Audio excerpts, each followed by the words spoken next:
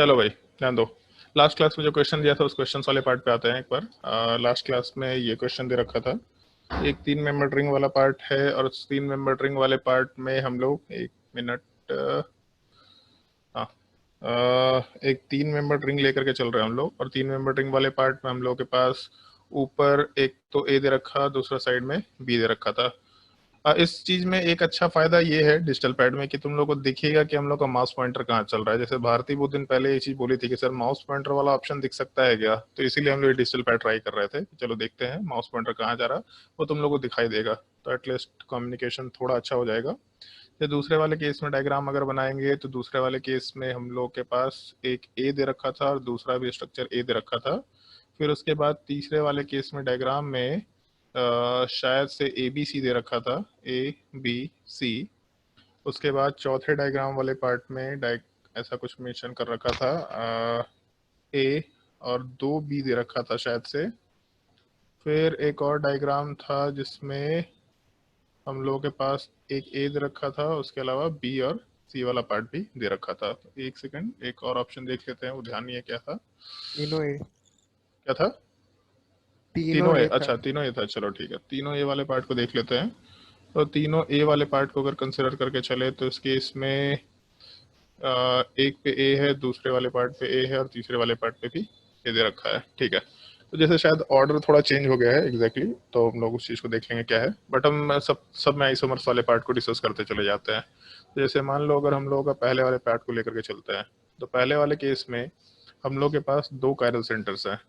अगर 2 chiral centres हैं इसका मतलब हम लोग आराम से कंसिडर कर सकते हैं उस कायरल सेंटर वाले पार्ट के हिसाब से कि नंबर ऑफ स्टीरियो सेंटर्स अपने पास 2 के बराबर होंगे।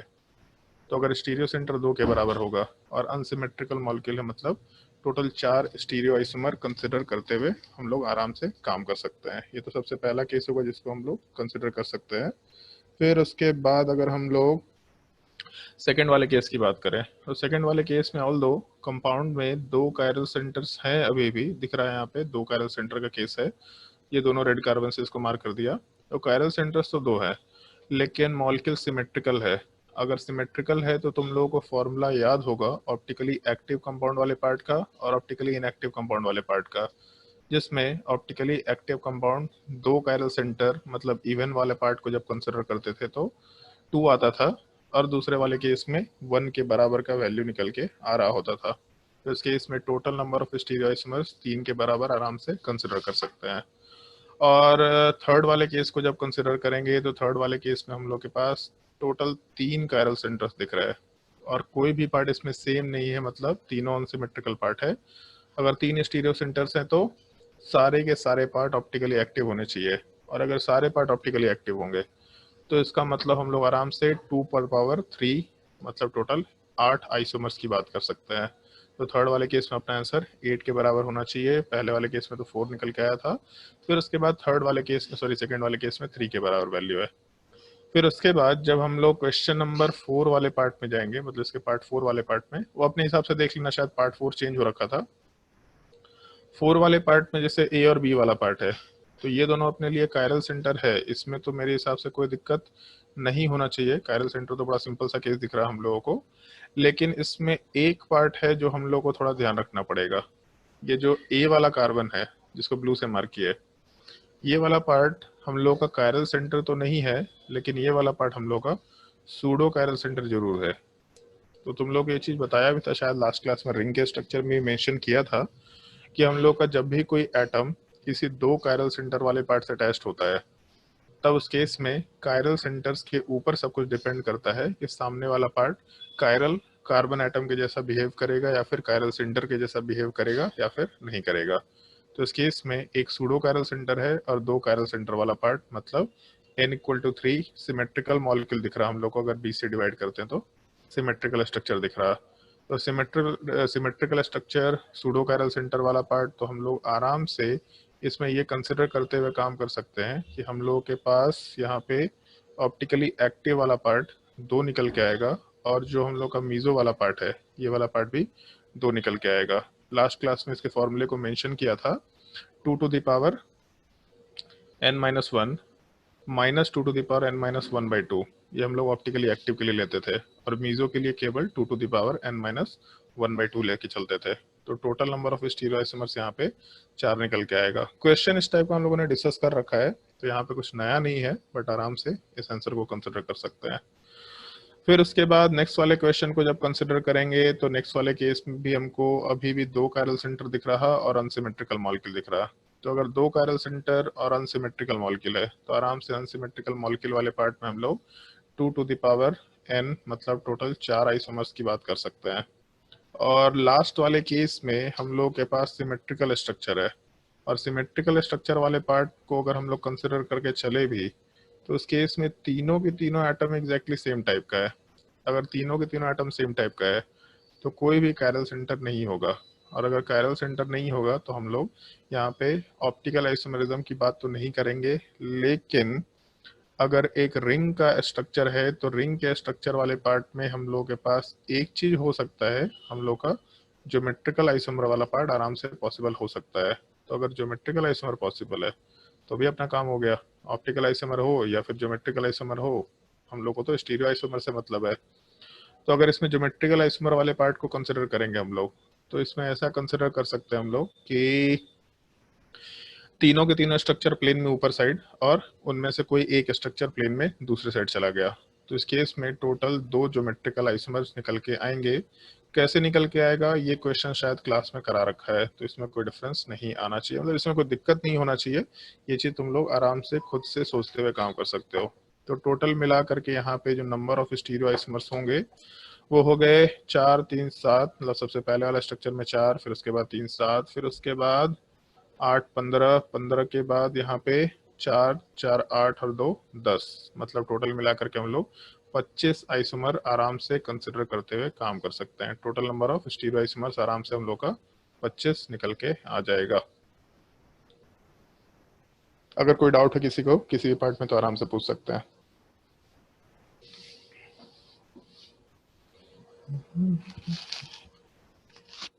किसी को भी डाउट है तो पूछ लेना आराम से।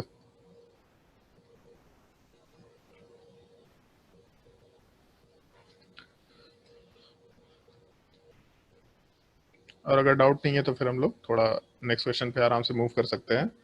ऐसे यहाँ तक तो अभी तक हम लोग मोस्टली फॉर्मूले वाले पार्ट के हिसाब से कंसिडरेशन लेके चल रहे थे। एक बार हम नोट्स को देख लेते हैं।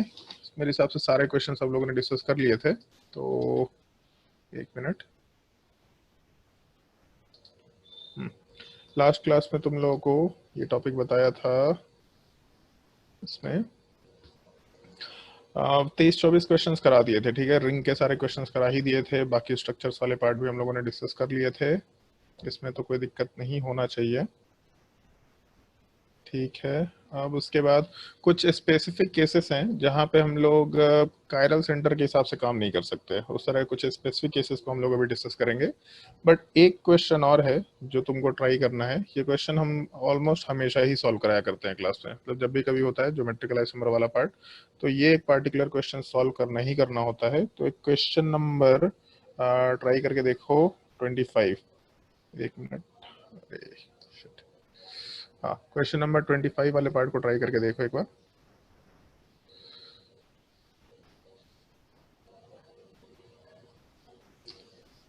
अगर मान लो ये स्ट्रक्चर दे रखा, तब इस केस में कितने स्टीरियो आइसोमर्स निकल के आएंगे। 2 साइक्लोहेक्सेन का स्ट्रक्चर है, दोनों आपस में कंबाइंड फॉर्म में है।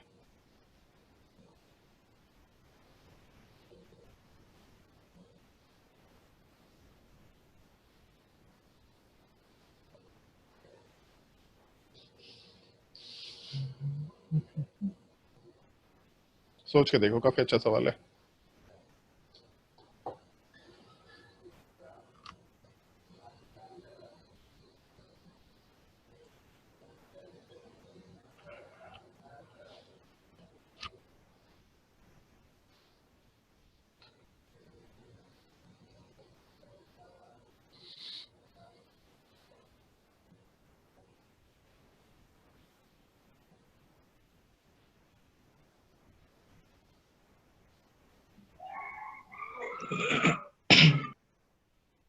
हो सकता है कि 0 आइसोमर भी हो, ऐसा कोई दिक्कत नहीं है, बट हो सकता है कि आइसोमर एग्जिस्ट भी कर रहा हो, तो वो खुद से देखना है।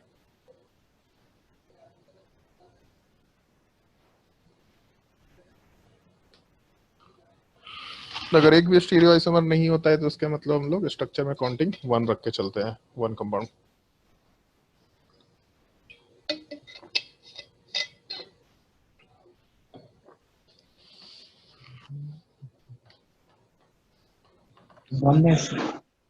कितना होगा?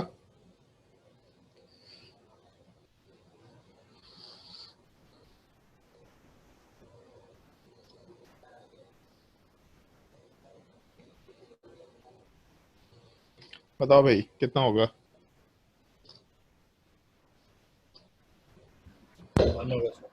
1 होगा? Yes sir. पक्का? कौन कौन बोल रहा है 1 होगा? 1 के अलावा 1 कौन कौन बोल रहा है, थोड़ा एक बार बता दो भाई। बप्पी बोल रहा है 1 होगा, वैभव बोल रहा है, प्रशांत बोल रहा है, कुणाल भी बोल रहा है, वैष्णवी भी बोल रही है, निशांत। अच्छा, इतने सारे लोग बोल रहे हैं 1 होगा। अच्छा, और भी एक बार हाथ रेस कर लो भाई सब लोग, थोड़ा देख ले हम। शक्ल तो नहीं दे सकते, हाथ ही देख लेंगे। अच्छा, और कोई आंसर इसके अलावा? कोई और भी है जो बोल रहा है 1 नहीं होगा? कितना लोग का आंसर 2 आ रहा है? सर मेरा मत बोला कर, आर्यमान ऐसा? हाँ भाई, हाँ आर्यमान 2 आर्यमान। आंसर आ रहा है। और किसी का आ रहा है क्या 2? सर अलका। अलका का भी 2 आ रहा है। हाँ भाई आर्यमान, बताओ कैसे 2? सर वो बीच वाला पॉइंट के अगल बगल ये हो सकता है, सिस और ट्रांस। हाँ, यही तो जानना चाह रहे थे। जैसे मान लो अगर हम लोग ऐसा कंसिडरेशन लेके चले, कायरल सेंटर तो इसमें एक भी नहीं है, मतलब ऐसा कंसिडर कर ले, कायरल सेंटर के हिसाब से तो 0 कायरल सेंटर है, तो इसका तो कोई पॉइंट ही नहीं है। मतलब स्टीरियो सेंटर हम लोग को दिख रहा है कि 0 के बराबर है। ऐसा हम लोग बोल सकते थे।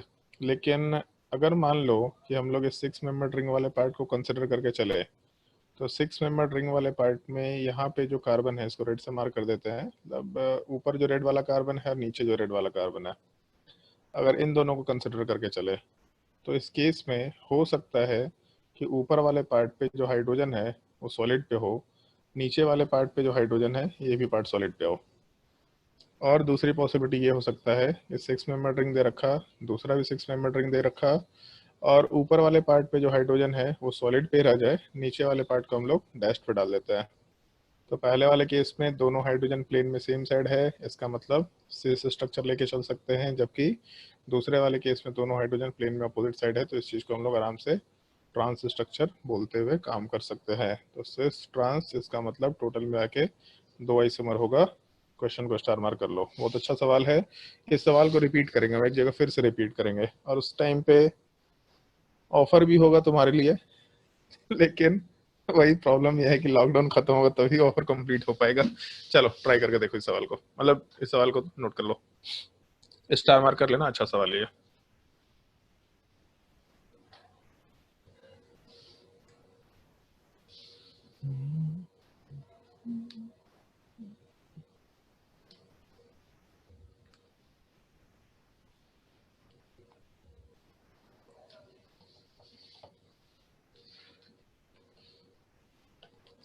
सुमन पॉल, आवाज आ रहा है तुमको?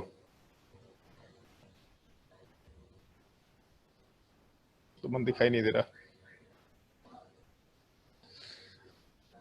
चलो नोट कर लिया तो फिर थोड़ा आगे बढ़ते हैं। जैसे अभी तक हम लोग जो भी क्वेश्चन सॉल्व कर रहे थे उसमें था कि फॉर्मूले के हिसाब से आराम से कैलकुलेशन कर पा रहे थे हम लोग। लेकिन ऐसा जरूरी नहीं है कि हमेशा फॉर्मूले के हिसाब से ही कैलकुलेशन कर पाए। कभी कभी रेस्ट्रिक्शन भी होता है। जैसे एक क्वेश्चन डाला था, शायद से भास्कर भास्कर क्वेश्चन, हाँ भास्कर ही डाला था, जिसका मैं सॉल्यूशन में डाले थे। 2015 में एक सवाल रखा था जो बोले भी थे कि डिस्कस करेंगे क्लास में। जैसे एक सवाल इस टाइप का दे रखा था, और इस क्वेश्चन में सबसे कॉर्नर में डबल बॉन्ड ऑक्सीजन था, और उसके अलावा यहाँ पे बाईसाइक्लो सॉरी हाँ बाईसाइक्लो कंपाउंड टाइप का स्ट्रक्चर दे रखा था। तो उसमें कोई भी कायरल सेंटर हम लोग डिफाइन नहीं कर पा रहे हैं। मतलब कायरल सेंटर तो खैर डिफाइन कर पा रहे हैं, जो हम लोग का जो दोनों कार्बन है रेड वाला, ये दोनों के दोनों कायरल सेंटर्स हैं, इसमें दिक्कत नहीं है। लेकिन हम लोग जब स्टीरियो सेंटर के बेसिक डिफिनेशन के हिसाब से काम करें, स्टीरियो सेंटर होता क्या है, तो इसमें प्रॉब्लम यह है कि स्टीरियो सेंटर में हम लोग दो ग्रुप्स को या दो बॉन्ड्स को एक्सचेंज करते हैं, जिसके वजह से हम लोगों का नया स्टीरियो आइसोमर बन जाता है। तो अगर हम लोग दो बॉन्ड्स को आपस में स्विच किए या एक्सचेंज किए तो वहां से नए कंपाउंड्स का फॉर्मेशन या नए स्टीरियो आइसोमर्स का फॉर्मेशन होता है, तब जाके हम लोग टर्म स्टीरियो सेंटर्स यूज कर सकते हैं। लेकिन यहाँ पे जैसे दो कायरल सेंटर्स है, इन दोनों कायरल सेंटर्स के अलॉन्ग हम लोग बॉन्ड्स को एक्सचेंज नहीं कर पाएंगे क्योंकि रिंग में बंधे हुए हैं। जैसे ज्योमेट्रिकल आइसोमरिज्म में कंसिडर किया था, अगर ज्योमेट्रिकल आइसोमरिज्म में एक डबल बॉन्ड है तो हम लोग इसका सिस ट्रांस बना नहीं पाएंगे। तो रेस्ट्रिक्टेड रोटेशन स्ट्रक्चर है, लेकिन अगर हम लोग सिस ट्रांस नहीं बना पा रहे मतलब अपने काम का नहीं है, हम लोग उसका दूसरा ओरिएंटेशन ही नहीं बना पाएंगे, तो इस कंपाउंड का हम लोग एक्सचेंज नहीं करा सकते। मतलब इस कंपाउंड के किसी भी कायरल सेंटर के अलॉन्ग हम लोग एक्सचेंजेस नहीं करा सकते। तो स्टीरियो सेंटर का सवाल नहीं है।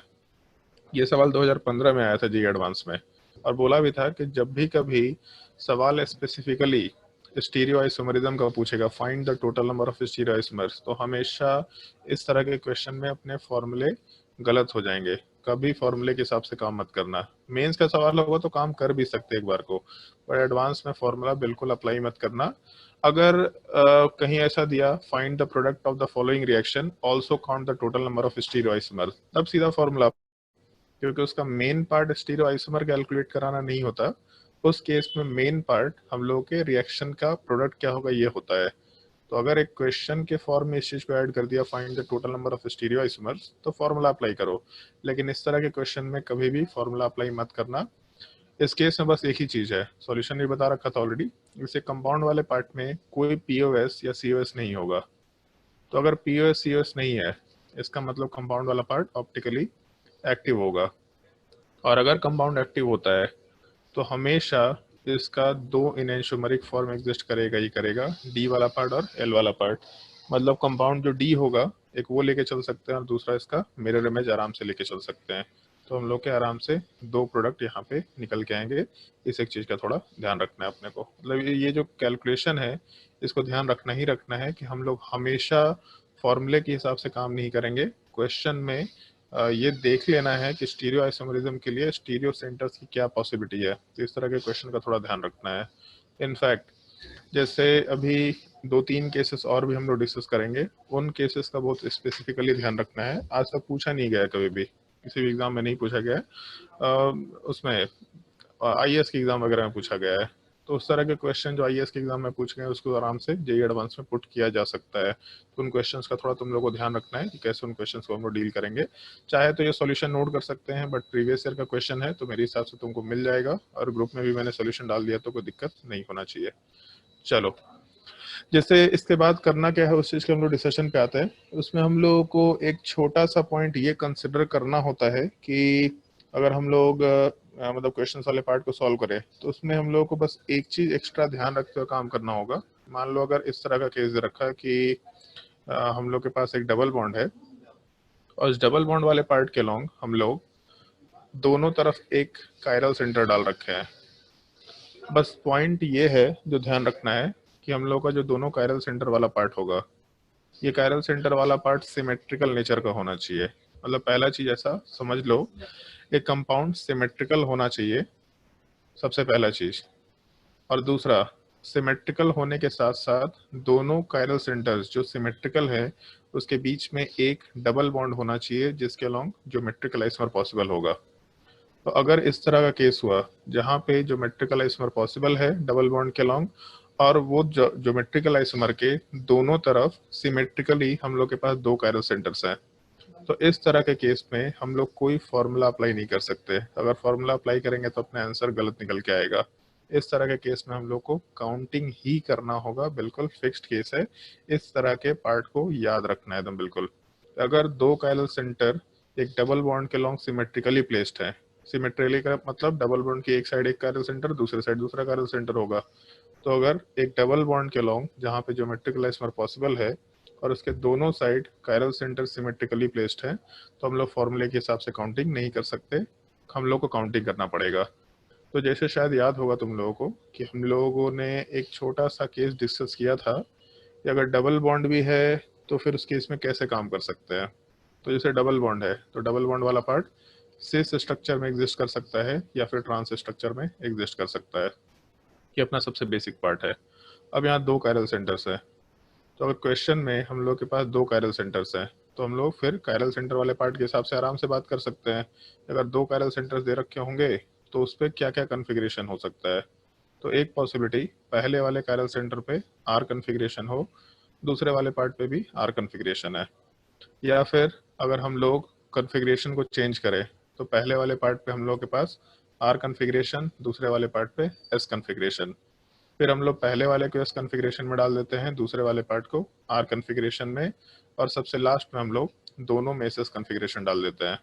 तो टोटल 4 पॉसिबिलिटीज नॉर्मली निकल के आनी चाहिए। जब ट्रांस लेके चलते तो ट्रांस में भी पहले कायरल सेंटर पे आर कन्फिग्रेशन, दूसरे पे आर, फिर उसके बाद किसी एक पे एस डाला तो पहले पे आर, दूसरे पे एस, फिर पहले पे एस, दूसरे पे आर, और सबसे लास्ट में दोनों पे एस कन्फिग्रेशन डाले। तो यहाँ पे भी नॉर्मली 4 पॉसिबिलिटीज निकल के आनी चाहिए। लेकिन क्योंकि सवाल में ऐसा मेंशन किया है हम लोगों के पास ये सिमेट्रिकल स्ट्रक्चर है, तो अगर सिमेट्रिकल स्ट्रक्चर है तो इस केस में बहुत सारे पार्ट कॉमन हो सकते हैं। तो जैसे तुम लोग को याद होगा कि हम लोग का जैसे आर आर कन्फिग्रेशन है, ये ऑप्टिकली एक्टिव होगा ही होगा, इसमें मिरर इमेज निकल के नहीं आ सकता क्योंकि आर का मिरर इमेज एस होना चाहिए। तो ये पहला पार्ट ऑप्टिकली एक्टिव है, और अगर ऑप्टिकली एक्टिव है तो इसका इनएंशोमेरिक पार्ट भी एग्जिस्ट करेगा, ये चौथा पार्ट कंसिडर कर सकते हैं। तो ये दोनों तो आपस में सेम नहीं है। सिमिलर टाइप से राइट साइड में जो ट्रांस स्ट्रक्चर है उसमें भी आर आर और नीचे जो एस एस वाला पार्ट दे रखा, ये दोनों के दोनों ऑप्टिकली एक्टिव नेचर के हैं और आपस में दोनों इनएंशोमेरिक पेयर के फॉर्म में भी एग्जिस्ट कर रहा है। इसमें मेरे हिसाब से कोई दिक्कत नहीं होना चाहिए। तो टोटल मिला के दिख गया ये 4 आइसोमर्स तो ठीक है। फिर उसके बाद ये दोनों जो स्ट्रक्चर है आर एस और एस आर, ये पार्ट एक्चुअल में सेम निकल के आएगा। अगर हम लोग आर एस वाले पार्ट को ऐसा रोटेट कर देते हैं, मतलब ये शायद बताया भी था, ये जैसे आर एस है तो इसको इस एक्सिस के लॉन्ग रोटेट कर दो। अगर रोटेट करेंगे तो एस आर कन्फिग्रेशन आएगा, और एस आर कन्फिग्रेशन वाला पार्ट हम लोगों को थर्ड पार्ट में दिख रहा है। तो जो दोनों पार्ट हम लोगों को रोटेशन करने के बाद सेम मिल गए, उन कन्फिग्रेशन वाले को हम लोग मिला के 1 काउंट कर सकते हैं। इनफैक्ट जैसे सिस स्ट्रक्चर है तो सिस स्ट्रक्चर में प्लेन ऑफ सिमेट्री शायद बनाया जा सकता है, और प्लेन ऑफ सिमेट्री में आर के सामने एस है और दूसरा एस के सामने आर, मतलब दोनों ही ऑप्टिकली इनएक्टिव नेचर का होगा। ये भी हम लोग आराम से कमेंट करते हुए काम कर सकते हैं। तो टोटल 4 आइसोमर्स इसमें था, जिसमें से केवल हम लोग के पास 3 बच गए। पहला पार्ट ऑप्टिकली एक्टिव, चौथा पार्ट ऑप्टिकली एक्टिव, और दूसरा तीसरा दोनों सेम था, उसमें से एक पार्ट ऑप्टिकली एक्टिव। तो सिमिलर टाइप से ट्रांस में भी 4 आइसोमर में पहला और चौथा पार्ट सिमेट्रिकल होगा, मतलब ऑप्टिकली एक्टिव वाला पार्ट रहेगा। आर एस एस आर, ये दोनों के दोनों पार्ट हम लोग के सेम निकल के आएंगे, इनको 1 काउंट करेंगे और कंपाउंड पे ऑप्टिकली इनएक्टिव नेचर का आराम से निकल के आ जाएगा। तो इस चीज का थोड़ा ध्यान रखते हुए काम करना है कि हम लोग के पास जब एक डबल बॉन्ड के लॉन्ग 2 सिमेट्रिकल कायरल सेंटर दे रखे होंगे, तो सिमेट्रिकल कायरल सेंटर के होने के बाद हम लोग कंपाउंड में कभी भी फॉर्मूला अप्लाई नहीं करेंगे, हमेशा वहाँ पे स्ट्रक्चर बना के ही काउंट करेंगे। स्ट्रक्चर बनाते वक्त पहले सिस लिखो, ट्रांस लिखो, और जितने कायरल सेंटर्स हैं उनकी सारी पॉसिबिलिटीज को काउंट करते हुए कंसिडरेशन देखो। आर आर, अगर तीन तो खैर होगा नहीं, 4 हो सकता है, तो आर आर आर आर लिखते, फिर एक को एस बनाते, फिर 2 को एस बनाते, फिर 3 को एस बनाते। इस टाइप से हम लोग कंसिडरेशन आराम से लिख सकते थे। तो पहले एक पॉइंट नोट लिख करके स्टार्ट, ये पॉइंट लिख लो अपने कॉपी में। हम पॉइंट नीचे लिख रहे हैं बट तुम लोग ऊपर ही लिखना। पॉइंट नोट कर लो। इफ, एक मिनट, हाँ पॉइंट नोट कर लो। If chiral centers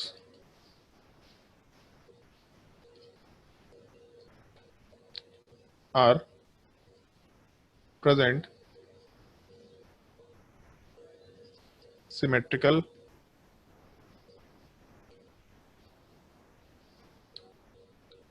along the double bond,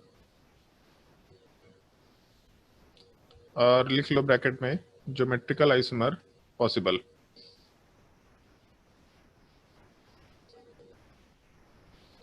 geometrical isomer possible, then no formula for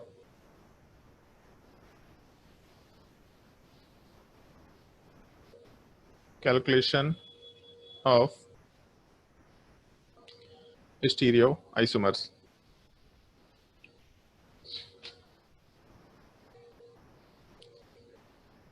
Then no formula for calculation of stereoisomers.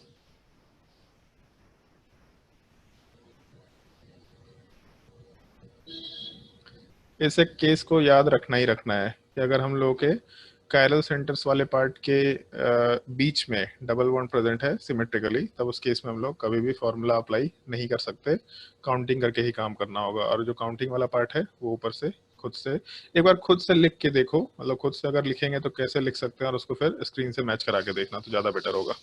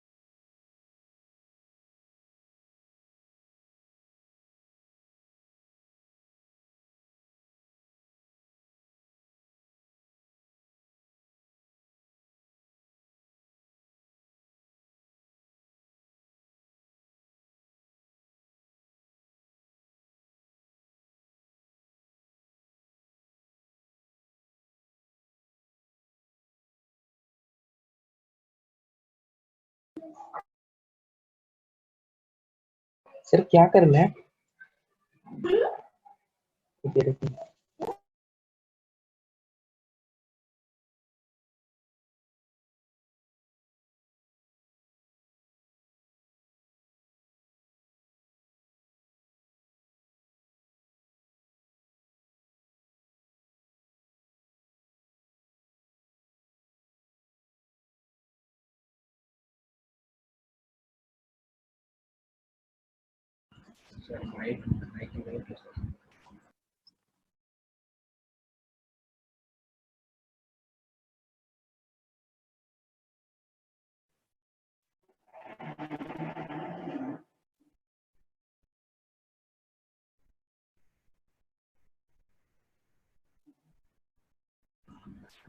Sir audio नहीं आ रहा।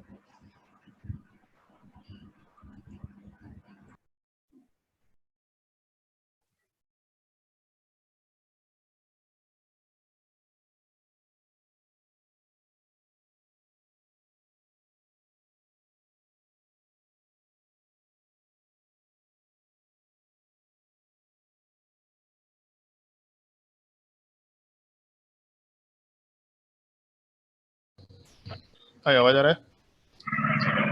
सर नहीं आ तभी भी नहीं आ रहा आवाज? सर आ नहीं रहा था। अच्छा ठीक है, गलती से म्यूट हो गया था।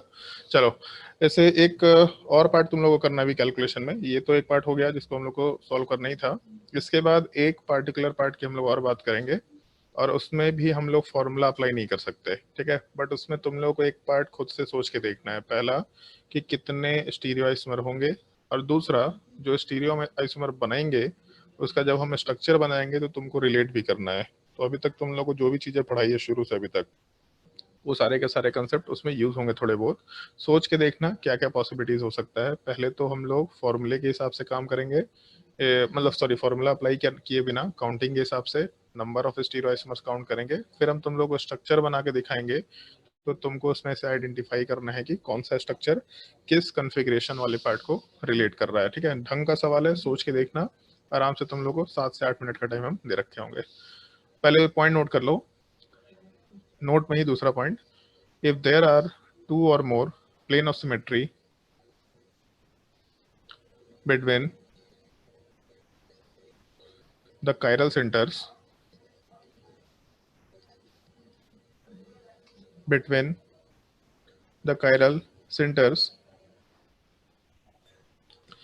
then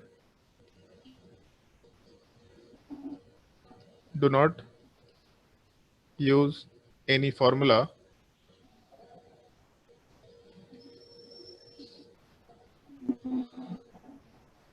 और उसके बाद मेंशन कर लेना find the total number of stereoisomers using counting. Find the total number of stereoisomers using counting. अगर एक कंपाउंड के अंदर 2 कायरल सेंटर्स या 2 से ज़्यादा भी कायरल सेंटर्स है, उससे कोई मतलब नहीं है। अगर कंपाउंड के अंदर 2 या 2 से ज़्यादा प्लेन ऑफ सिमेट्री एग्जिस्ट करेगा उन कायरल सेंटर्स के बीच में, तब उस केस में कोई भी फॉर्मूला अप्लाई करके हम लोग नहीं चलेंगे। हम लोगों को हमेशा काउंटिंग के हिसाब से काम करना होगा। जैसे पहले तो एक बार खुद से सोच के देखो कि इस कंपाउंड में कितने कायरल सेंटर्स होने चाहिए, ट्राई करके देखो।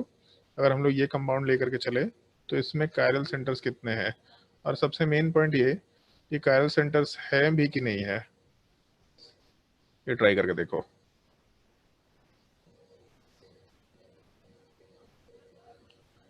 इस कंपाउंड में कायरल सेंटर है या नहीं है, और अगर है तो कितने हैं।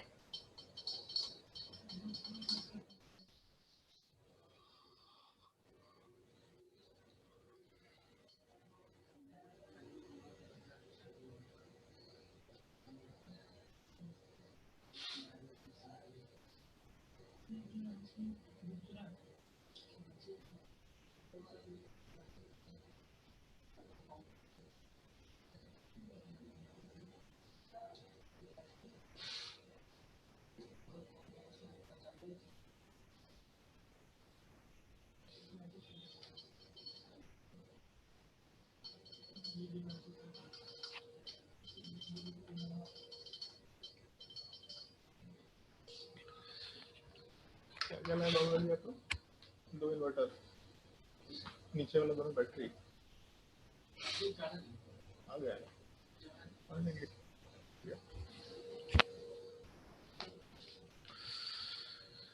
पहले तो बस ये देख लो कि इसमें कायरल सेंटर्स कितना है, उसके बाद फिर कायरल सेंटर अगर कंसिडर करना शुरू करेंगे तो जैसे मान लो कि ये रेड वाला पार्ट है, रेड वाला कार्बन, तो इसमें कायरल सेंटर होगा कि नहीं होगा पहले तो यही कंसिडर कर लेते हैं। तो अगर मान लो कि हम लोग इस पार्टिकुलर पार्ट को कंसिडर करके चले तो इस केस में जैसे एक चीज कंसिडर कर सकते हैं, यहाँ पे जो क्लोरीन वाला पार्ट दे रखा, ये क्लोरीन वाला पार्ट तो यूनिक एटम है। उसके बाद एक हाइड्रोजन वाला पार्ट होगा जो कि दिख नहीं रहा, दोनों अलग एटम है। नीचे वाले कार्बन पे हम लोग को क्लोरीन मिल रहा जबकि राइट साइड वाले कार्बन पे नहीं मिल रहा। तो इसका मतलब जो रेड वाला पार्ट है ये अपना एक कायरल सेंटर होगा, इसको हम ब्लू से मार्क करते चले जा रहे हैं। तो नीचे वाले पार्ट पे जाएंगे अगर, तो नीचे वाले पार्ट में भी एक क्लोरीन एक हाइड्रोजन, और ऊपर वाले कार्बन पे क्लोरीन है जबकि नीचे वाले साइड में केवल कार्बन है, तो ये भी कायरल सेंटर होगा ही होगा। सिमिलर टाइप से बाकी दोनों साइड में भी ब्लू वाले जो एटम्स मार्क किए हैं ये दोनों के दोनों कायरल सेंटर्स होंगे ही होंगे। तो टोटल मिलाकर के अपने पास 4 कायरल सेंटर है, ऐसा कंसिडर कर सकते हैं, पहला चीज। दूसरा, अगर हम लोग इन कायरल सेंटर्स वाले पार्ट को कंसिडर करके यहाँ पे एक प्लेन वाले पार्ट का फॉर्मेशन या फिर लाइन वाले पार्ट का फॉर्मेशन करें, तो दिख रहा है कि इन दोनों कायरल सेंटर्स के बीच में, मतलब या चारों कायरल सेंटर्स के बीच में एक प्लेन ऑफ सिमेट्री है। सिमिलर टाइप से अगर हम लोग दूसरा लाइन बनाने की कोशिश करें बिल्कुल बीच से, तो इस केस में यहाँ से भी कंसिडर कर सकते हैं कि हम लोग के पास वापस एक और प्लेन ऑफ सिमेट्री है। तो अगर एक कंपाउंड के अंदर कायरल सेंटर्स के बीच में दो या दो से ज़्यादा प्लेन ऑफ सिमेट्री होगा तो कोई फॉर्मूला अप्लाई करके काम नहीं करना है, सीधा काउंटिंग के बेसिस पे काम करना होगा। एक बार सोच के देखो कि अगर हम लोग काउंटिंग के बेसिस पे काम करते हैं तो इसमें कितने प्लेन ऑफ सिमेट्री वाले पार्ट निकल के आएंगे। एक बार दिमाग लगा के देखो, काफी अच्छा सवाल है, ढंग से सोच के देखो। सर क्या बोले? क्या बोले? मतलब समझे नहीं, कितना प्लेन ऑफ सिमेट्री आएंगे वो? अगर एक कंपाउंड के अंदर कायरल सेंटर्स के बीच में दो या दो से ज्यादा प्लेन ऑफ सिमेट्री है, ऊपर जस्ट मेंशन किया हुआ ये पॉइंट, दो या दो से ज्यादा प्लेन ऑफ सिमेट्री है, तब उस केस में हम लोग कोई फॉर्मूला अप्लाई नहीं करेंगे। हम लोग जो काउंटिंग करते हैं ना, आर कन्फिग्रेशन एस कन्फिग्रेशन लिख लिख के, उसके बेसिस पे टोटल नंबर ऑफ स्टीरियोआइसोमर काउंट करेंगे। तो काउंट करके देखो कितने स्टीरियोआइसोमर्स होंगे इसमें। यस।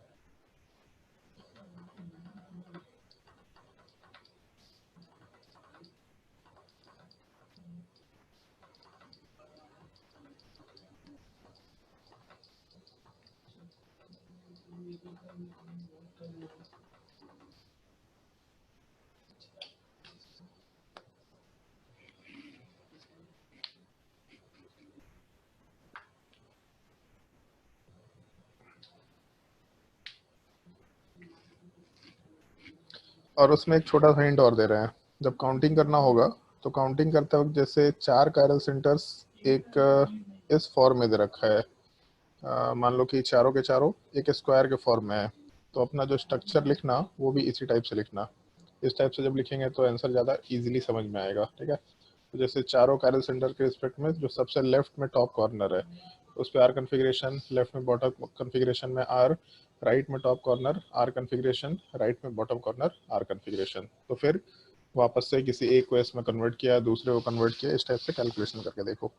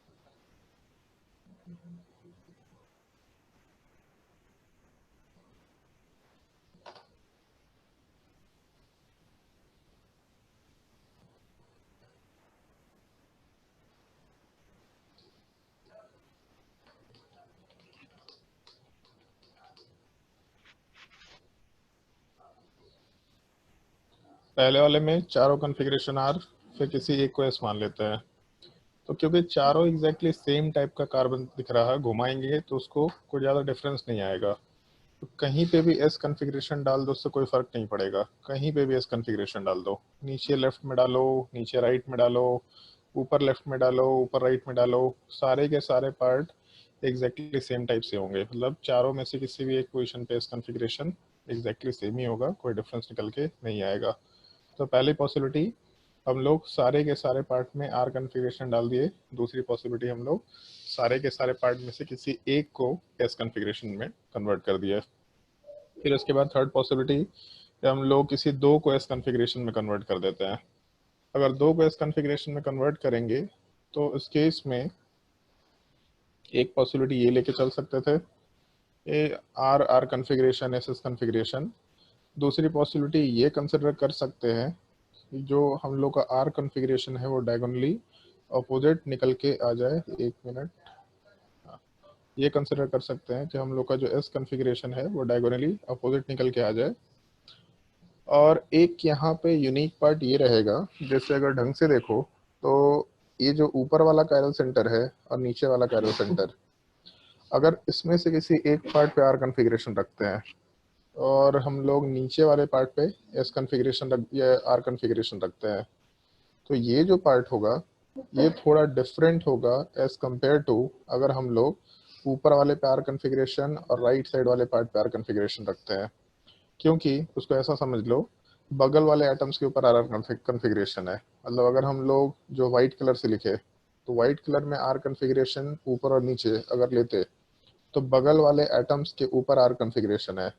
जबकि जब हम लोग ब्लू वाले पार्ट से मेंशन कर रहे हैं कन्फिग्रेशन को, तो ब्लू वाले पार्ट में आर कन्फिग्रेशन दिख तो रहा है हम लोगों को कि हम लोग बगल वाले में ही लिख रहे हैं। जैसे अगर मान लो यहाँ पे आर कन्फिग्रेशन लिखते, एक मिनट, मान लो एक हम लोग ऐसा पॉसिबिलिटी लेके चलते हैं कि आर कन्फिग्रेशन के सामने आर कन्फिग्रेशन और एस के जैसा ही एस है, तो अगर हम लोग ये कंसिडरेशन लेकर के चले कि ये सारा ये जो पार्ट है जो अभी लास्ट में लिखा और ये जो थर्ड वाला पार्ट है, अगर ये दोनों को कंसिडर करके चले तो देख के लगे कि दोनों सेम ही तो दिख रहा है, बट एक्चुअल में दोनों सेम नहीं है।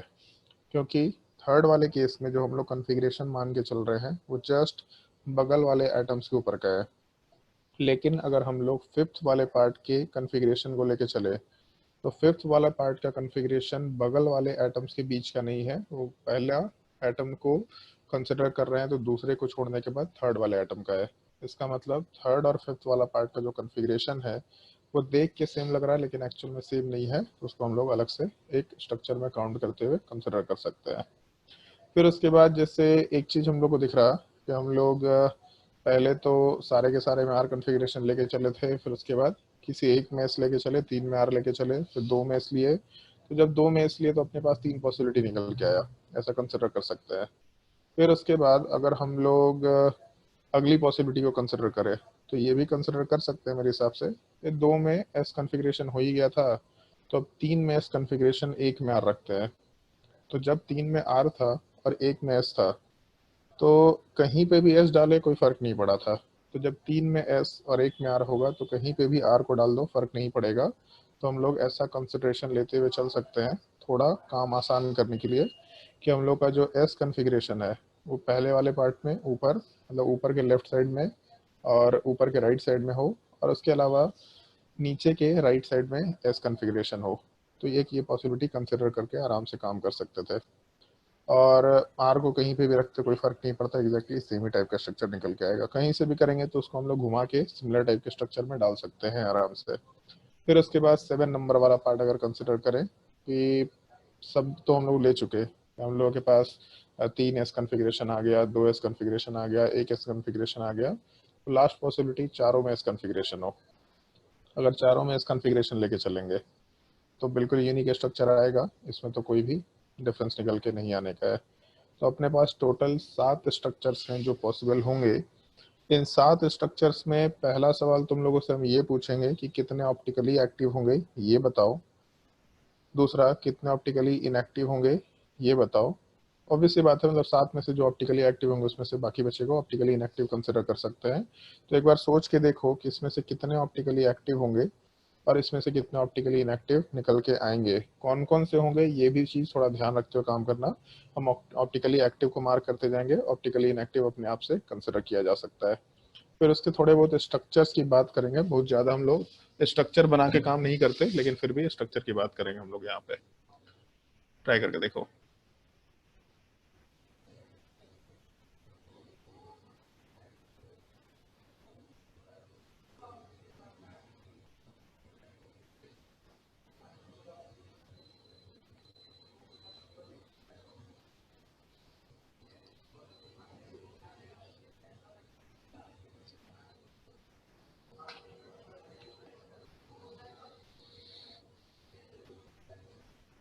ऑप्टिकली एक्टिव 4 है और इनएक्टिव।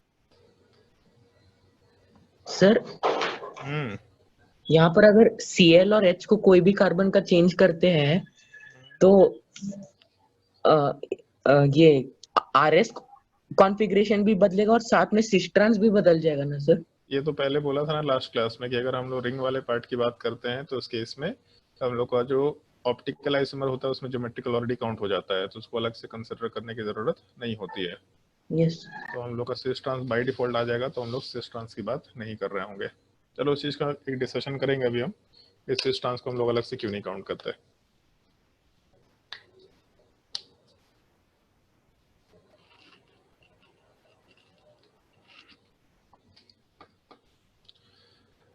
ऑप्टिकली एक्टिव वाला पार्ट मेरे हिसाब से होना चाहिए 1 2 3 4, ऑप्टिकली एक्टिव 4। वैसे ऑप्टिकली एक्टिव जब भी आएगा इवन नंबर के फॉर्म में आएगा, ये बिल्कुल फिक्स है, क्योंकि ऑप्टिकली एक्टिव कंपाउंड हमेशा पेयर के फॉर्म में एग्जिस्ट करता है। तो अगर पेयर के फॉर्म में एग्जिस्ट करता है मतलब हमेशा 2 होगा, 4 होगा, 6 होगा, 8 होगा। तो इधर 2 होता या 4 होता या 6 होता, उसके ऊपर तो जा नहीं सकते, कभी भी ऑड नंबर निकल के नहीं आता। और अगर ऑप्टिकली एक्टिव वाला पार्ट 4 है तो उस केस में इनएक्टिव वाला पार्ट आराम से 3 कंसिडर करते हुए काम कर सकते हैं। और जब हम लोग ऑप्टिकली एक्टिव वाले पार्ट को मार्क करेंगे तो उस केस में रेड पार्ट से मार्क कर रहे हैं, पहला वाला पार्ट ऑप्टिकली एक्टिव नेचर का होगा, ऐसा हम लोग आराम से कंसिडर करते हुए काम कर सकते हैं। तो पहला वाला पार्ट ऑप्टिकली एक्टिव, उसके बाद सेकेंड वाला पार्ट ऑप्टिकली एक्टिव नेचर का होगा, फिर उसके बाद जो 6 नंबर वाला पार्ट है, ये 6 नंबर वाला पार्ट ऑप्टिकली एक्टिव नेचर का होगा, और जो 7 नंबर वाला पार्ट है ये भी ऑप्टिकली एक्टिव नेचर का ही होगा, ऐसा हम लोग आराम से कंसिडर कर सकते हैं। अगर किसी को इसमें कोई डाउट है तो पूछ सकता है आराम से, ये ऑप्टिकली एक्टिव कैसे हुआ। जिसको भी डाउट हो पूछ लो, कोई दिक्कत नहीं है।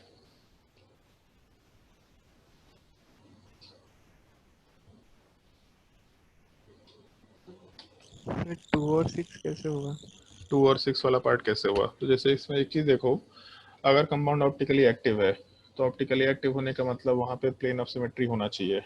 तो अगर मान लो यहाँ पे एक प्लेन रखते हैं हम लोग बीच में, तो इस केस में आर का मिरर इमेज आर निकल के नहीं आ सकता, मतलब ये अपना प्लेन ऑफ सिमेट्री नहीं हो सकता। और अगर हॉरिजॉन्टल में प्लेन रखते इस टाइप से, तो आर का मिरर इमेज एस तो है, बट दूसरे वाले केस में आर के सामने आर निकल के आ रहा, इसका मतलब मिरर इमेज निकल के नहीं आ सकता, तो प्लेन ऑफ सिमेट्री नहीं हो सकता। दोनों में से कोई भी प्लेन ऑफ सिमेट्री नहीं होगा। तो अब मेरे हिसाब से 6 समझ में आ रहा होगा।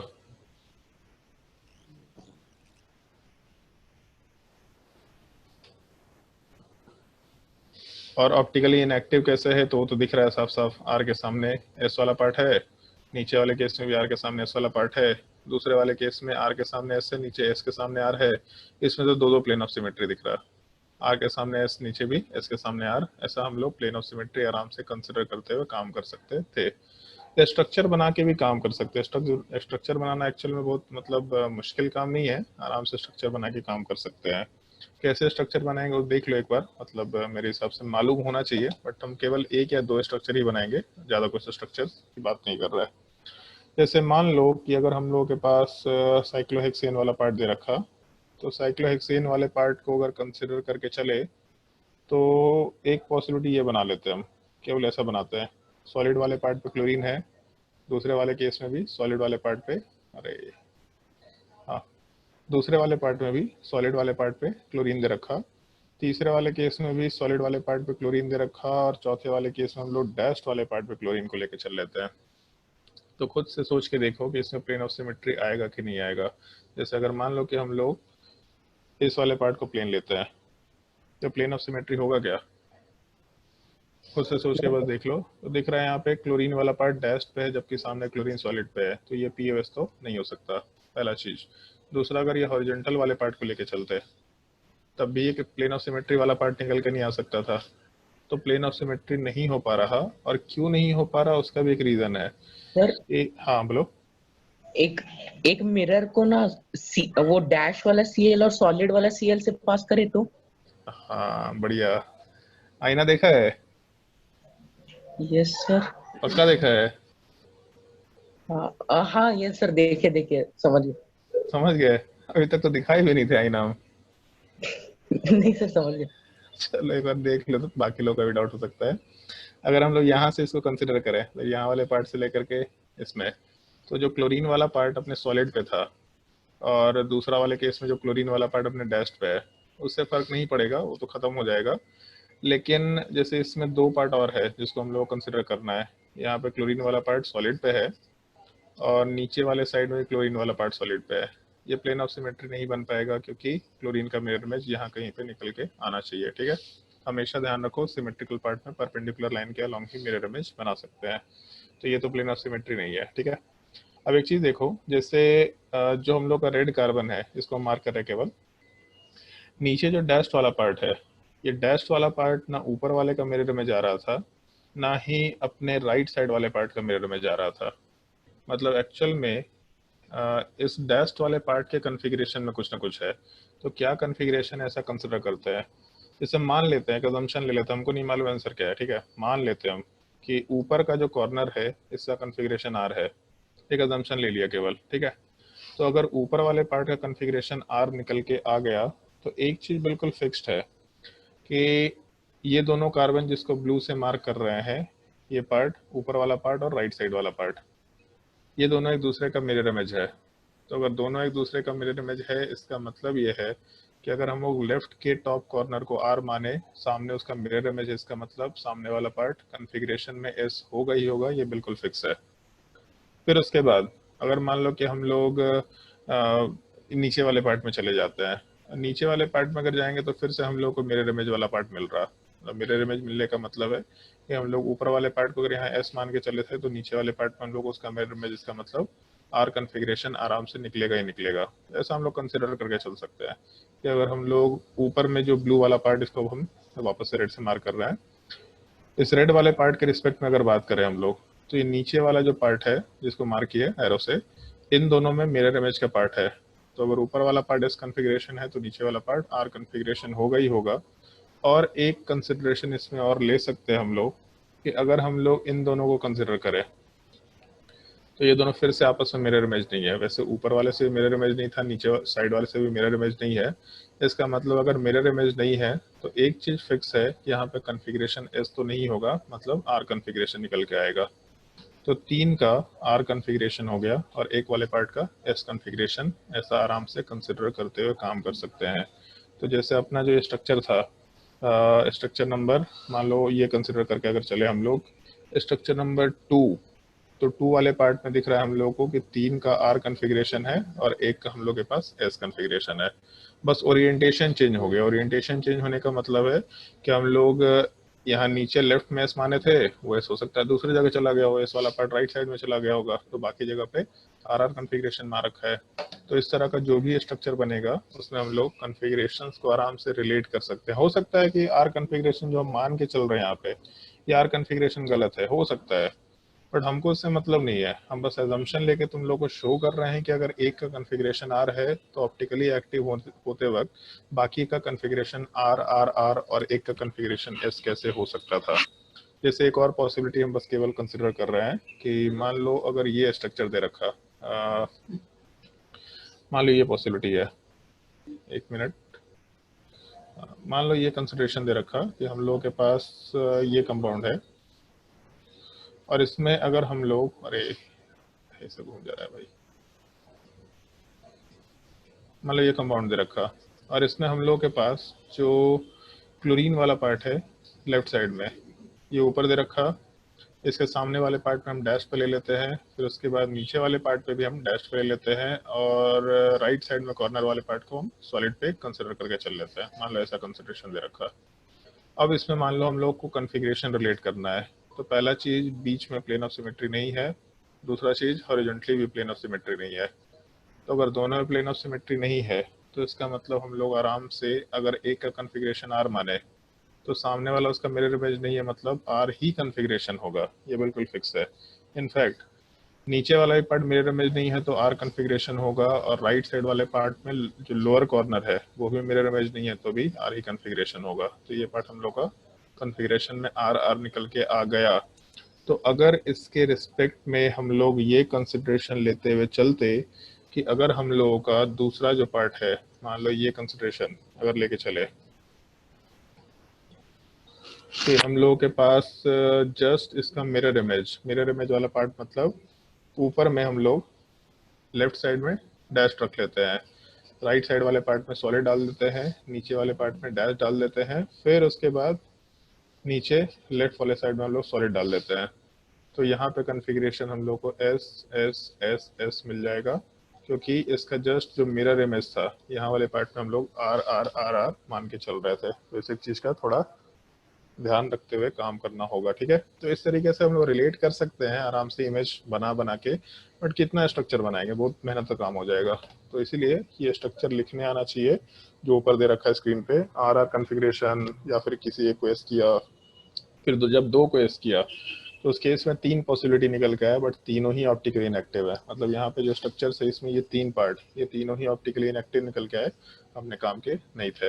नोट कर लो क्वेश्चन के पार्ट में ये स्ट्रक्चर्स वाले पार्ट को भी एजम्पशन बस नोट करना है। ये मतलब ऐसा नोट नहीं करना है कि यही कॉन्फ़िगरेशन है, एक एजम्पशन के हिसाब से हम लोग काम कर रहे हैं। और इसी के बेसिस पे एक और सवाल ट्राई करके देखो जो हम लोग स्क्रीन पे दिखा रहे हैं, और फिर हम इसको स्क्रीन को थोड़ा छोटा कर देंगे, अपने हिसाब से जूम कर लेना उसमें।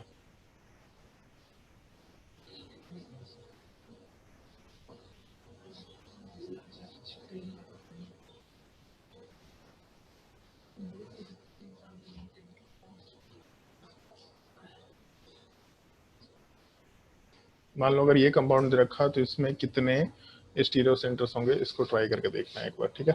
तो ट्राई करके देखो।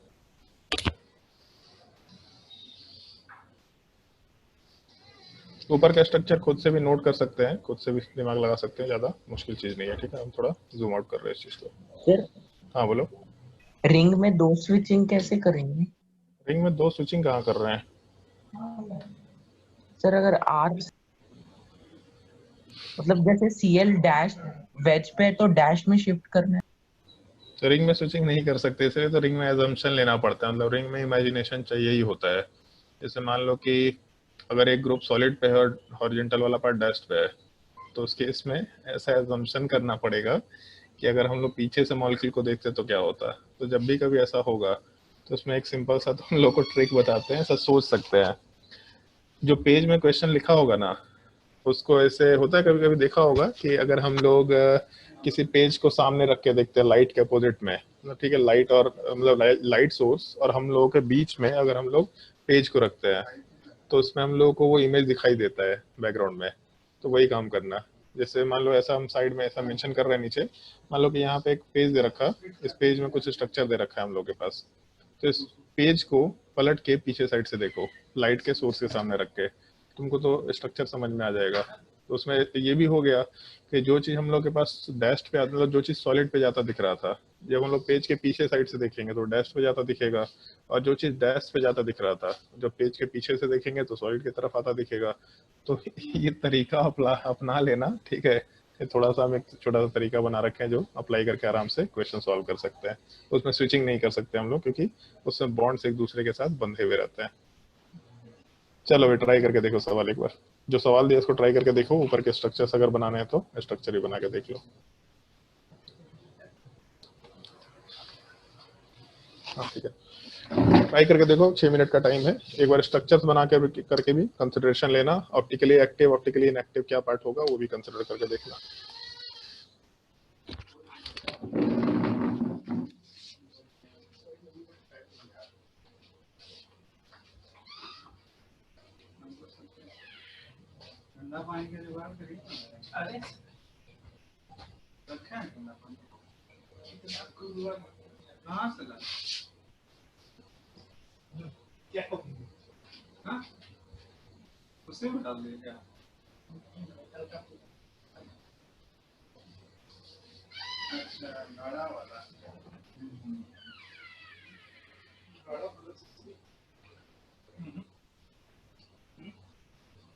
बहुत अच्छा मजा लगा।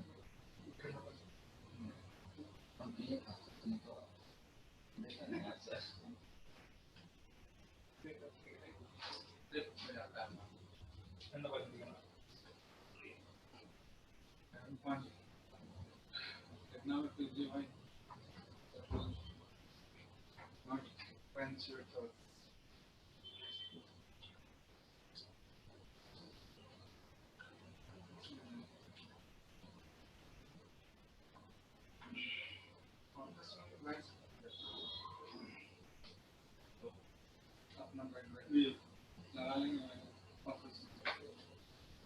अंदर वाला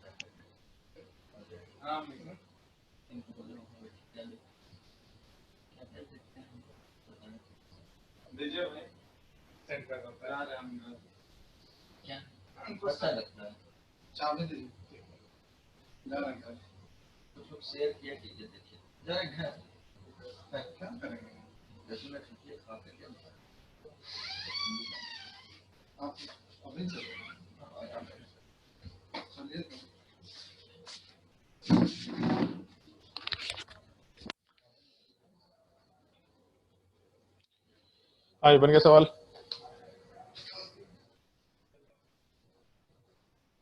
मेरे हिसाब से सवाल तो बन गया होगा आराम से, क्योंकि जैसे एक तो इसमें ये पार्ट दे रखा जो हम लोग को कंसिडर करना होता है नॉर्मली कि कंपाउंड में एक तो हम लोगों के पास 2 प्लेन ऑफ सिमेट्री है और 4 कायरल सेंटर्स हैं।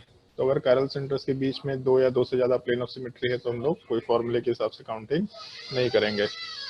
तो अगर फॉर्मूले के हिसाब से काउंटिंग नहीं करेंगे तो क्या करेंगे? तो एग्जैक्टली यही काम करेंगे। ऊपर जो दे रखा था एग्जैक्टली सेम काम होगा कि पहली पॉसिबिलिटी सब में आर कन्फिग्रेशन हो जाए, फिर उसके बाद दूसरी पॉसिबिलिटी किसी एक में एस कन्फिग्रेशन आ जाए।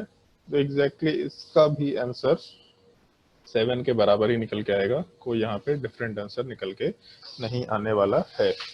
अगर किसी को कोई डाउट है तो आराम से पूछ सकता है।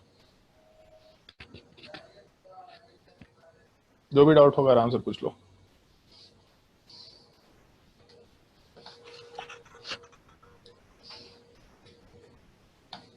और अगर डाउट नहीं है तो फिर हम लोग ऑलमोस्ट सबसे लास्ट टॉपिक उसमें मूव कर सकते हैं। एक तो डीएल नोमेनक्लेचर वाला पार्ट क्या होता है, इस चीज का कंसिडरेशन लेना है, और दूसरा एक्सिस ऑफ सिमेट्री वाला पार्ट क्या होता है। ठीक है, या अल्टरनेट एक्सिस ऑफ सिमेट्री भी डिस्कस कर लेंगे, बहुत छोटा सा पार्ट है अल्टरनेट एक्सिस ऑफ सिमेट्री।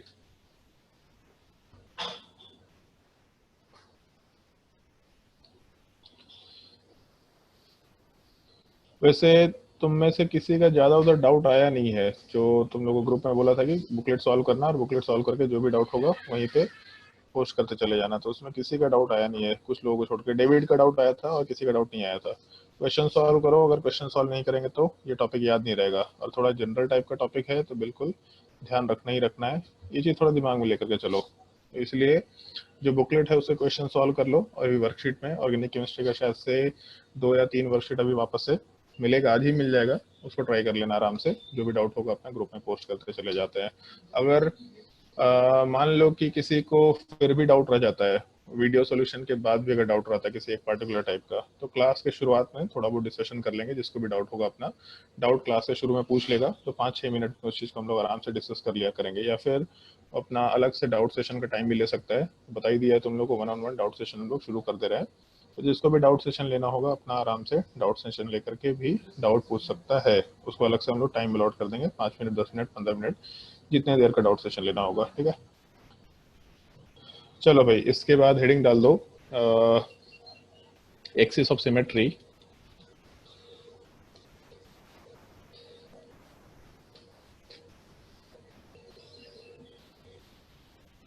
और एक्सिस ऑफ सिमेट्री वाले पार्ट में जैसे हम लोग अभी तक जो भी कंसिडरेशन लेकर के चल रहे थे, तो वो चीज़ें तो हैं, लेकिन यहाँ पे जैसे plane of symmetry, centre of symmetry जैसा कुछ भी नहीं है।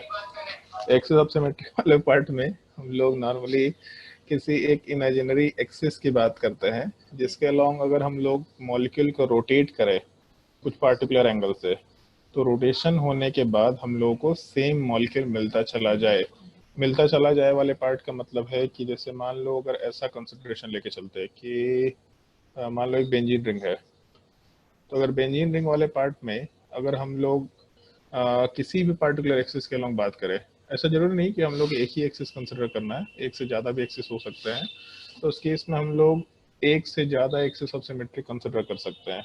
बट जैसे अभी के लिए मान लो कि हम ऐसा कंसिडर करके चले कि यहाँ से एक एक्सिस वाला पार्ट ये दे रखा था, तो अगर सवाल ये पूछता है कि ये जो दे रखा है स्ट्रक्चर ये अपना एक्सिस ऑफ सिमेट्री है नहीं है, तो इस केस में जैसे हम लोग इस एक्सिस के अलोंग अलग अलग तरीके से रोटेशन करा के देखना चाहेंगे इस कंपाउंडेड प्लेन ऑफ सिमेट्री आ रहा, मतलब सेम मॉलिक्यूल आ रहा कि नहीं आ रहा।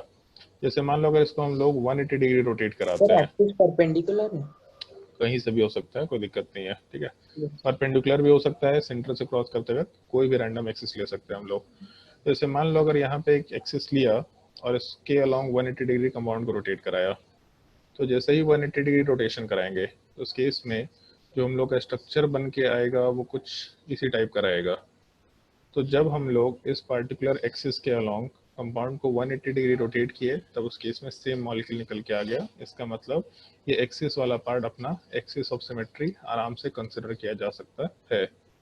मान लो इसी में और पॉसिबिलिटीज लेके चलते हैं कि जैसे सेंटर से क्रॉस करते हुए, मतलब बेंजीन एक प्लेन है मान लो, तो बेंजीन एक प्लेन वाला स्ट्रक्चर में अगर हम लोग सेंटर से क्रॉस करते हुए एक एक्सिस लेते हैं और इसके लॉन्ग अगर रोटेशन कराते हैं तो भी काम हो सकता है। तो अगर इस एक्सिस के लॉन्ग, मतलब जो सेंटर से क्रॉस करता है, अगर इसके लॉन्ग हम लोग रोटेशन कराते हैं तो इसके लॉन्ग रोटेशन करने पे अगर हम लोग मान लो 60 डिग्री रोटेशन कराते हैं, तो 60 डिग्री रोटेशन कराने का मतलब है कि हम लोग बेसिकली ये जो पॉइंट मार्क कर रहे हैं हम रेड वाला पार्ट, इसको उठा करके हम लोग आगे लेके चले जा रहे हैं एंटी क्लॉकवाइज डायरेक्शन में। तो अगर 60 डिग्री रोटेशन कराएंगे तो भी कोई दिक्कत नहीं, हम लोग को यही स्ट्रक्चर निकल के आएगा, मतलब बेंजीन वाला स्ट्रक्चर निकल के आएगा। इसका मतलब 60 डिग्री से रोटेशन हो रहा था तो ये वाला एक्सिस भी अपना एक्सिस ऑफ सिमेट्री है। बट अब पॉइंट ये है कि जैसे अगर हम लोग 60 डिग्री से रोटेशन करा रहे थे तो उसमें भी एक्सिस ऑफ सिमेट्री है। तो अगर हम लोग 120 डिग्री रोटेशन कराते हैं, मान लो यहाँ ब्लू वाला कार्बन की बात कर रहे हैं, इसके लॉन्ग अगर हम लोग 120 डिग्री रोटेशन कराते हैं तो भी बेंजीन आता। नीचे वाले पॉइंट के करस्पॉन्डिंग अगर हम लोग 180 डिग्री रोटेशन कराते हैं तो भी अपना पॉइंट वही निकल के आता। तो अगर हम लोग अलग अलग जगह से भी रोटेशन करा रहे थे, अलग अलग एंगल से भी रोटेशन करा रहे थे, तो यही वाला पार्ट अपना एक्सिस ऑफ सिमेट्री था। तो ये बार बार कंफ्यूजन ना हो हम लोगों को कि एक्सिस ऑफ सिमेट्री ये है कि वो है कि वो है, या हो सकता है कि एक ही पार्टिकुलर एक्सिस वाला पार्ट अलग अलग एंगल्स के लिए एक्सिस ऑफ सिमेट्री के जैसा बिहेव कर रहा है। तो कंफ्यूजन ना हो तो उस केस में हम लोग करते क्या है कि उन एक्सिस ऑफ सिमेट्री को अलग अलग तरीके से मेंशन करना शुरू करते हैं। जैसे अगर मान लो ये मॉलिक्यूल होता और इस मॉलिक्यूल में नीचे क्लोरीन दे रखा, ऊपर भी क्लोरीन दे रखा है। अब पूछा है कि ये जो अपना एक्सिस है जो कि परपेंडिकुलरली इसके सेंटर से क्रॉस कर रहा है, ये अपना एक्सिस ऑफ सिमेट्री होगा या नहीं होगा, और अगर होगा तो कितने एंगल पे होगा। तो जैसे एक चीज दिख रहा है, अगर हम लोग यहाँ 60 डिग्री रोटेशन कराते हैं तो 60 डिग्री रोटेशन में हम लोग का काम खराब हो जाएगा, क्लोरीन वाला पार्ट जस्ट बगल वाले पार्ट पे आ जाएगा। सेम मॉलिक्यूल चाहिए, मतलब जैसा स्ट्रक्चर दे रखा है एग्जैक्टली सेम स्ट्रक्चर चाहिए, तो 60 डिग्री तो एंगल ऑफ रोटेशन पॉसिबल नहीं है। अगर 120 डिग्री रोटेशन कराते तो Cl वाला पार्ट नीचे 120 डिग्री एंगल पे लेफ्ट साइड में आता, ये भी एंगल ऑफ रोटेशन नहीं है। बट अगर हम लोग 180 डिग्री रोटेशन कराएं तो 180 डिग्री में जो नीचे वाला क्लोरीन है ये घूम करके ऊपर जाएगा, ऊपर वाला क्लोरीन घूम करके नीचे आएगा। ऐसा हम लोग आराम से कंसिडर करते हुए काम कर सकते थे। तो इस केस में 180 डिग्री रोटेशन होने के वजह से हम लोगों का जो स्ट्रक्चर है वो आराम से इस फॉर्मेट का निकल के आ जाएगा, मतलब सेम स्ट्रक्चर आ गया। तो ये जो एक्सिस है जो इस बेंजीन रिंग के सेंटर से हम लोग परपेंडिकुलरली पास होते हुआ ले रहे थे, ये एक्सिस वाला पार्ट एक्सिस ऑफ सिमेट्री के जैसा बिहेव तो कर रहा है, लेकिन 180 डिग्री रोटेशन पे केवल बिहेव कर रहा है और किसी रोटेशन पे बिहेव नहीं कर रहा। तो कैसे हम लोग डिफाइन करेंगे 180 डिग्री रोटेशन या 60 डिग्री रोटेशन या 120 डिग्री रोटेशन? तो उसके लिए ऐसा एक कंसिडरेशन कर लिया गया है, हम लोग टर्म यूज करते हैं CN एक्सिस ऑफ सिमेट्री। तो ये टर्म ही यूज कर लिया गया है कि अगर हम लोगों को एंगल वाले पार्ट को रिप्रेजेंट करना है तो उस केस में हम लोग हमेशा उस एक्सिस ऑफ सिमेट्री वाले पार्ट को CN एक्सिस के टर्म में बोलेंगे, जहाँ पे n का वैल्यू हम लोग एंगल वाले पार्ट से रिलेट कर सकते हैं। एंगल वाले पार्ट से कैसे रिलेट कर सकते हैं? तो n is equal to 360 divided by angle theta वाला पार्ट जिससे हम लोग रोटेशन करा रहे हैं। जैसे मान लो कि अगर हम लोग कंपाउंड को 360 डिग्री से रोटेशन कराते हैं, मतलब theta is equal to 360 degree है, तो इस केस में जो n का वैल्यू है वो 360/360 निकल के आएगा। 360/360 मतलब 1। तो एक चीज़ तो बिल्कुल मालूम है कि भाई किसी भी कंपाउंड को किसी भी एक्सिस के लॉन्ग अगर हम लोग 360 डिग्री रोटेशन कराते हैं तो इसका मतलब हमेशा कंपाउंड सेम ही आएगा। 360 डिग्री घूम गए, तुम खुद ही घूम जाओ, किसी भी एक्सिस के लॉन्ग घूम जाओ। जमीन पे खड़े हैं और ऐसे हॉरिजॉन्टली घूम गए, जमीन पे खड़े वर्टिकली घूम जाओ, जो तुम्हारे जो मन में आता है उसके तरीके से घूम जाओ, तो हमेशा 360 डिग्री रोटेशन पे सेम ही स्ट्रक्चर निकल के आएगा। मतलब ये जो पार्ट है n=1, ये n=1 वाला पार्ट हमेशा एग्जिस्ट करेगा ही करेगा, या फिर ऐसा बोल सकते हैं ये जो C1 एक्सिस ऑफ सिमेट्री है ये हर एक कंपाउंड में ऑलवेज एग्जिस्ट करेगा।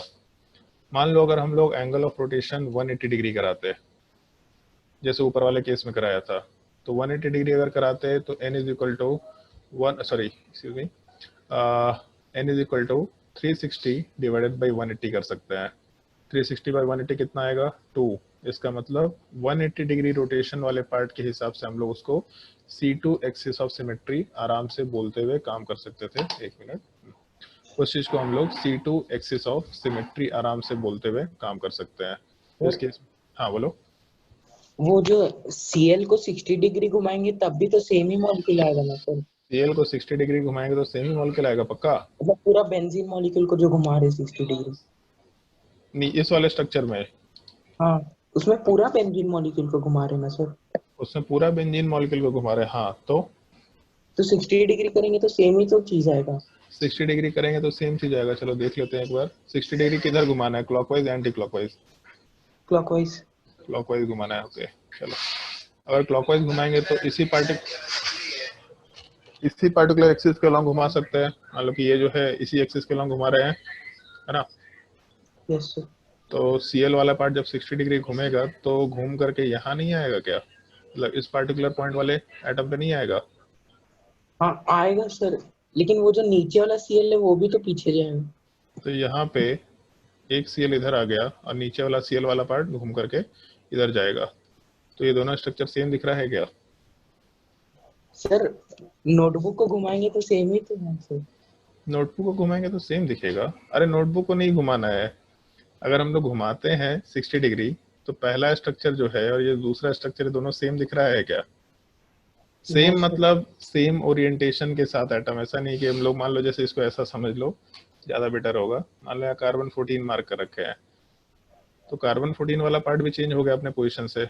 अगर मान लो ऐसा कंसिडर कर लेते हैं, कार्बन 14 के पोजीशन को हम लोग चेंज नहीं कर रहे हैं, बोलते नहीं भाई कार्बन 14 जो भी इस पार्टिकुलर पॉइंट पे आएगा, मतलब इस पार्टिकुलर पॉइंट पे जो भी होगा हम लोगों का, चाहे मॉलिक्यूल को कैसा भी रोटेट कर दो, घुमा दो, इस पार्टिकुलर कॉर्नर पे जो भी एटम आएगा वही अपना कार्बन 14 बनता जाएगा। तो इस केस में अगर कार्बन 14 यहाँ पे रह गया तो पूरा स्ट्रक्चर सेम दिख रहा है क्या? ओ नहीं सर, नहीं दिख रहा, क्योंकि कार्बन 14 के रिस्पेक्ट में क्लोरीन बगल में था, जबकि यहाँ पे क्लोरीन वाला पार्ट थोड़ा आगे चला गया है। तो घुमाने का मतलब है कि जब भी हम लोग कंपाउंड का रोटेशन कराएंगे तो हम लोग को एग्जैक्टली सेम ही चीज दिखना चाहिए स्ट्रक्चर वाइज। जैसे रेजोनेंस है तो रेजोनेंस वाले पार्ट में मान लो ये कंपाउंड दे रखा कार्बोनेट आयन, तो कार्बोनेट आयन वाले पार्ट में बोलते तो नहीं कि देखने में तो दोनों सेम ही लग रहा है। यहाँ पे डबल बॉन्ड ऑक्सीजन वाला पार्ट अगर है तो पाई बॉन्ड ऊपर हो या फिर नीचे हो सेम ही तो है, लेकिन एक्चुअल में पाई बॉन्ड सेम नहीं हो, अपने पोजीशन को चेंज करता जा रहा है। तो सेम टाइप का कंसिडरेशन यहाँ पे है। हम लोग मॉलिक्यूल में जो अपने स्ट्रक्चर्स को रोटेट कर रहे हैं तो देखने में सिमिलरिटी तो आएगा, क्योंकि उसको हम लोग तो देख रहे हैं 60 डिग्री रोटेट किया तो सिमिलरिटी ही आ रहा है। लेकिन हम लोग जब रोटेशन करने के बाद स्ट्रक्चर बनाएंगे ऑन पेपर, तो ऑन पेपर रोटेशन के बाद जो स्ट्रक्चर बनेगा वो अपने गिवन स्ट्रक्चर से सेम है या डिफरेंट है, हम लोग को इस चीज को देखना होता है। तो अगर हम लोग 60 डिग्री रोटेशन करते तो अपना काम नहीं हो पाता, बट अगर 180 डिग्री रोटेशन करते तो 180 डिग्री वाले पार्ट में अपना काम हो जा रहा है। 180 डिग्री में जो स्ट्रक्चर आ रहा है वो हम लोग के पहले वाले स्ट्रक्चर के जैसा ही है। 360 में हमेशा सेम आएगा, 360 में सोचने की जरूरत नहीं है, इसीलिए C1 एक्सिस ऑफ सिमेट्री हमेशा एग्जिस्ट करेगा। मान लो जैसे और भी एग्जांपल्स कंसिडर करेंगे इस चीज़ पे, अभी पहले एंगल्स वाले पार्ट की बात करते हैं। जैसे ऊपर वाले केस में हम लोग 90 तो नहीं लिए थे, बट मान लेते हैं कि 90 डिग्री के एंगल ऑफ रोटेशन की बात करते हैं। तो अगर 90 डिग्री एंगल ऑफ रोटेशन पे मॉलिक्यूल सेम आ रहा तो 360/90 ले सकते हैं। इसका मतलब वैल्यू 4 आएगा। अगर 4 आएगा तो इस चीज़ को हम लोग C4 एक्सिस ऑफ सिमेट्री बोलते हुए काम करेंगे इस एक चीज़ का थोड़ा ध्यान रखना है।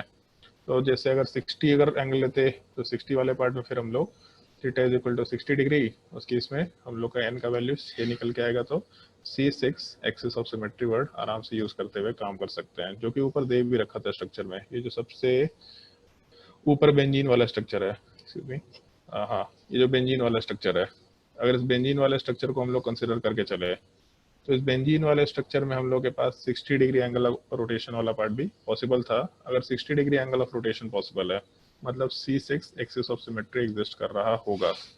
मान लो जैसे 90 डिग्री समझना है तो हम लोग ऐसा समझ सकते हैं आराम से 90 डिग्री वाले पार्ट में कि अगर हम लोग का एक स्क्वायर होता तो स्क्वायर को अगर हम लोग रोटेट करें, मान लो इससे सेंटर से क्रॉस करने वाले एक्सिस के अलोंग, तो इस केस में अगर इसको 90 डिग्री रोटेट करें तो 90 डिग्री रोटेट करने का मतलब है कि हम लोग बेसिकली लेफ्ट वाले साइड में अगर एंटी क्लॉकवाइज मूव कर रहे हैं तो जो अपना राइट टॉप मोस्ट पॉइंट है ये लेफ्ट टॉप मोस्ट में आएगा, दूसरा वाला पॉइंट नीचे जाएगा, नीचे वाला पॉइंट राइट साइड में जाएगा, ऐसा रोटेशन होगा। बट दिखेगा हम लोग को वापस से स्क्वायर। तो इसमें 90 डिग्री रोटेशन के बाद भी हम लोग को सेम स्ट्रक्चर दिख रहा। अगर सेम स्ट्रक्चर दिख रहा तो आराम से हम लोग यहाँ पे C4 axis of symmetry exist कर रहा है ऐसा बोलते हुए काम कर सकते हैं। तो सवाल में यही पूछा जाता है इसमें कौन सा एक्सिस ऑफ सिमेट्री है, C1 एक्सिस ऑफ सिमेट्री है, C2 एक्सिस ऑफ सिमेट्री है, C3 एक्सिस ऑफ सिमेट्री है, C4 एक्सिस ऑफ सिमेट्री है। एक पार्ट याद रख सकते हैं, C1 axis of symmetry will always exist. किसी भी चीज को 360 डिग्री से रोटेट करो तो वापस से वहीं पे पहुंच जाएंगे जहां से शुरू किए थे। तो इसलिए C1 एक्सिस ऑफ सिमेट्री हमेशा एग्जिस्ट करेगा। इस चीज को हम लोग एक्सिस ऑफ सिमेट्री आराम से बोल सकते हैं। तो एक छोटा सा पॉइंट पहले नोट कर लो थ्योरेटिकल एक्सिस ऑफ सिमेट्री वाले पार्ट में, फिर उसके बाद बाकी चीजों को नोट करना। एक्सिस ऑफ सिमेट्री वाले पार्ट को ऐसा लिखते हैं हम लोग, a compound is said to have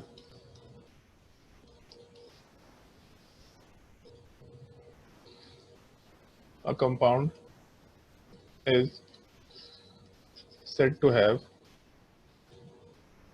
a axis of symmetry या said to have a CN axis of symmetry if it is rotated along the particular axis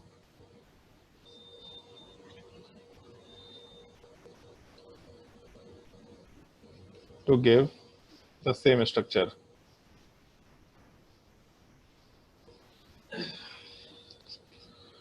If it is rotated along the particular axis to give the same structure,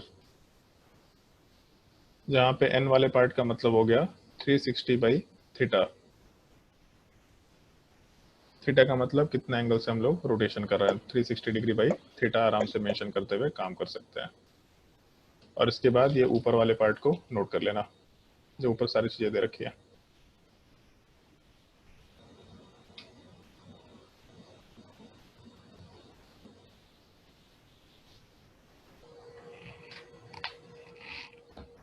बस इसमें mention कर लेना C1 axis के side में C1 axis of symmetry will always exist in the molecule.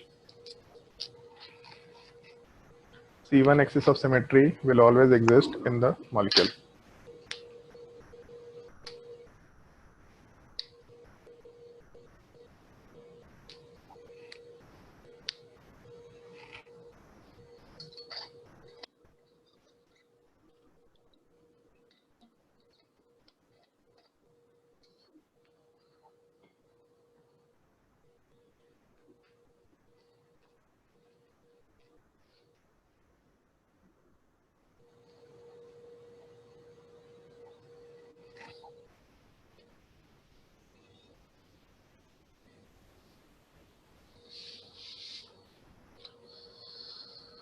एक छोटा सा part रह गया हम लोग का, आज भी डिस्कस नहीं कर पाए, डी एंड एल नोमेनक्लेचर। ये नेक्स्ट क्लास में हम लोग डिस्कस कर लेंगे। बहुत ही छोटा सा पार्ट है, मतलब इसका बस एक पॉइंट हम लोग को कंसिडर करना है, बाकी पार्ट तो इसका बहुत ही सिंपल सा है। उस चीज को हम लोग नेक्स्ट क्लास में आराम से कंप्लीट कर लेंगे। मुश्किल से 20 मिनट का टॉपिक होगा, कंटिन्यू करते हैं। बुकलेट को सॉल्व कर लो। बुकलेट में अब जहां भी एक्सिस ऑफ सिमेट्री होगा उसको भी सॉल्व कर लेना। शायद हम देख रहे थे कल डाउट में कुछ लोग एक्सिस ऑफ सिमेट्री वाले पार्ट को डाले थे, तो हम लास्ट क्लास में बोले थे कि एक्सिस ऑफ सिमेट्री के क्वेश्चन और डीएल नोमेनक्लेचर के क्वेश्चन मत ट्राई करना, और शायद डेविड उसको भी ट्राई कर रखा था, तो उसको डिस्कस नहीं कर रहे हैं तुम्हारे डाउट में। क्वेश्चन सॉल्व करने के बाद, एक टॉपिक पढ़ने के बाद आराम से डिस्कस करने की कोशिश कर लो। चलो भाई नेक्स्ट क्लास में कंटिन्यू करते हैं।